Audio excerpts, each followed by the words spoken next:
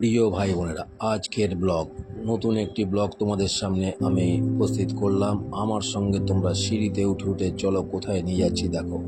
একটা পাহাড়ের উপরে একটা মন্দির আছে, সেই মন্দিরটা হচ্ছে শ্রী শ্রী অমরনাথ মন্দির, অতএব শিব ঠাকুরের মন্দির।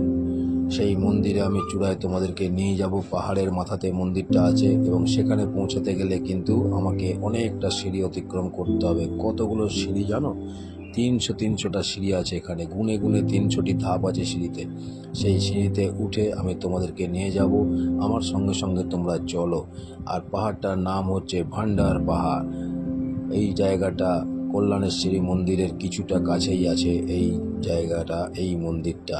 সেই ভান্ডার পাহাড়ের উপরে তোমাদেরকে আমি নিয়ে চলেছি, আমার সঙ্গে চলো। এই দেখো সিঁড়ির সঙ্গে সঙ্গে আমি কিছু পিছন দিকের দৃশ্য দেখাচ্ছি যে কতটা সিঁড়ি আমরা নেমে ধাপ কেটে কেটে উপরে উঠে আসছি। এই দেখো, আর এখন সুবিধা করে দিয়েছে, মাঝখানে কিন্তু একটা রেলিংয়ের ব্যবস্থা করেছে ধরার জন্য। যারা একটু বয়স্ক মানুষ, যাদের পায়ে ধরে একটু অসুবিধা আছে, তারা কিন্তু এই রেলিংটা ধরে ধরে পৌঁছে যেতে পারবে শিব ঠাকুরের সামনে।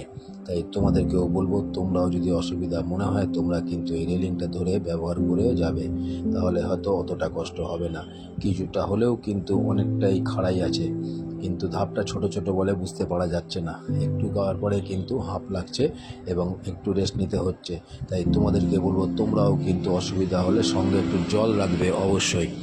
মন্দিরটা দর্শন করো আমার সঙ্গে সঙ্গে। মন্দিরের চারপাশের দৃশ্যটা দেখো, খালি গাছপালা, কত সুন্দর পাহাড়ের উপরে মন্দিরটা করা আছে, সত্যি চোখ জুড়িয়ে যায়।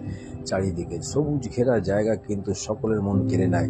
তাই যেখানে আমরা যাই না কেন, পাহাড় বলো, সেইখানে সবুজের পাহাড় থাকবে, কত সুন্দর লাগবে বলো, তাই না? কত সুন্দর জায়গা একটা। তাই তোমরাও কিন্তু আমার সঙ্গে সঙ্গে সিঁড়িতে বেয়ে বেয়ে উঠে আসো। অনেকটা সিঁড়ি উঠে এসেছি, আরও কিছুটা অপেক্ষা করতে হবে তোমাদেরকে, কেননা আমি তো আর দৌড়ে উঠতে পারবো না, যেহেতু ভিডিও করতে করতে উঠতে হচ্ছে, তাই একটু সময় তো লেগেই যাচ্ছে। তোমরাও কিন্তু আমার সঙ্গে সঙ্গে উপরে উঠে এসো। কত সুন্দর দেখো জায়গাটা, নিরিবিলি জায়গা, সেরকম কোনো আওয়াজ নেই, খালি একটু পাখির কলরব শোনা যাচ্ছে আর তার সঙ্গে আমাদের নিঃশ্বাস। তাই তোমাদেরকে বলবো, তোমরাও কিন্তু এইখানে অবশ্যই এসো। ছুটির দিন পরিবারের সকলকে নিয়ে এসো, অনেকটাই ভালো লাগবে। আর ধর্মস্থান তো সকলের প্রিয়, এমন কোনো মানুষ নেই যে ধর্ম তার পছন্দ নয়। তাই সকলকে বলবো, তোমরা কিন্তু অবশ্যই এইখানে আসবে এবং এসে দর্শন করবে।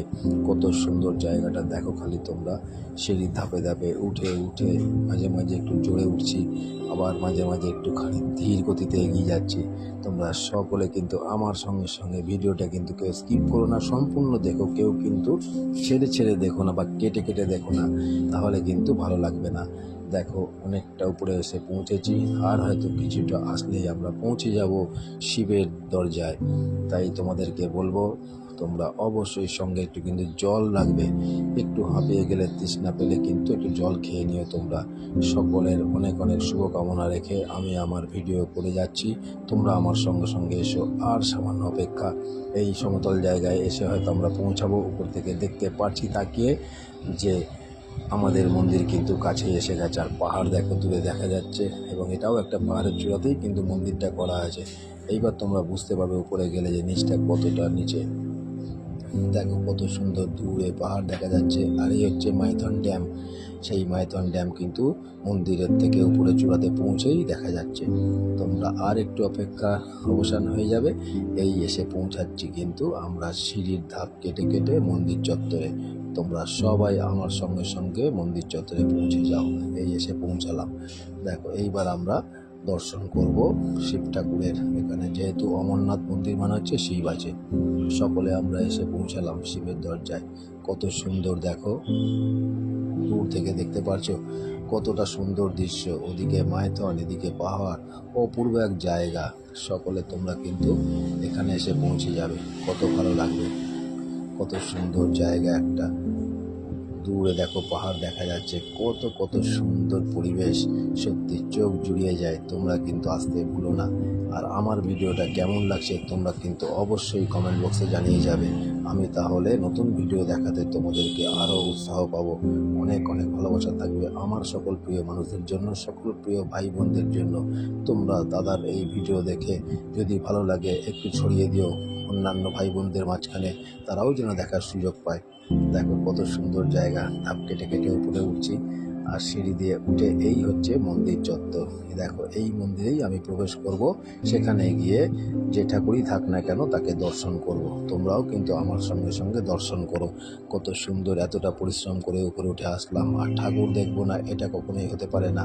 দরজাও খোলা ছিল, দেখো কত সুন্দর। এই জয় বাবা মহাদেব, ওং নমঃ শিবায় আমার জন্য অপেক্ষা করছে, আমাদের সকলের জন্য অপেক্ষা করছে। আমরা দর্শন করলাম, প্রণাম জানালাম তাকে, যাতে আমার প্রিয় মানুষদেরকে সকলকে ভালো রাখে, সুস্থ রাখে, আমাকেও যেন ভালো রাখে এবং সকলের সঙ্গে যেন আমি মিলেমিশে থাকি।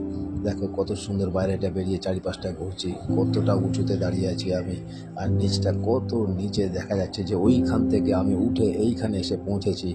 সবই কিন্তু মহাদিদেবের কৃপায়, না হলে কি আর আমি পারতাম বলো? একা কখনোই সম্ভব না। এই জগতে, এই ভুবনে আমরা যে যতটুকুনি আছি সবই ঈশ্বরের কৃপায়। তাই তোমাদেরকে বলবো, ঈশ্বরের আরাধনা সব সময় করো, ঈশ্বরের বিরূপ হয়েও না কেউ। সব সময় যে যার দেবতাকে ভালোবাসে সব আরাধনা করে, প্রার্থনা করো, সবাইকে নিয়ে আনন্দ করে থেকো পরিবারের এবং তোমার আশেপাশের মানুষদেরকে সকলকে ভালোবাসা দিয়ে থাকবে, ঈশ্বর তোমাকে ভালোবাসবে। দেখো কত সুন্দর দৃশ্যটা, খালি দেখো। মানুষ ভাগ্য করলেই তবেই কিন্তু এই রকম দৃশ্য তার চোখে এসে ভাসে। তাই সকলকে বলবো,